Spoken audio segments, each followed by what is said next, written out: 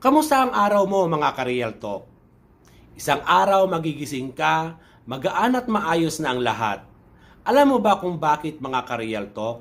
Dahil lahat na pinagdaanan mong hirap, magbibigay sa iyo ng lakas para muling lumaban sa hamon ng buhay. Mga ka-Real Talk, lagi nating piliing maging masaya.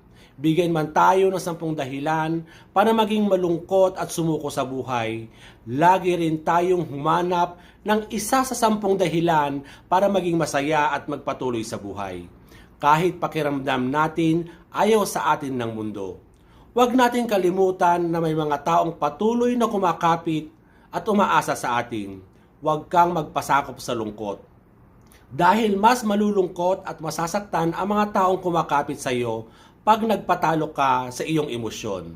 Kapit lang, laban lang. Kahit tingin natin na napaka-imposible na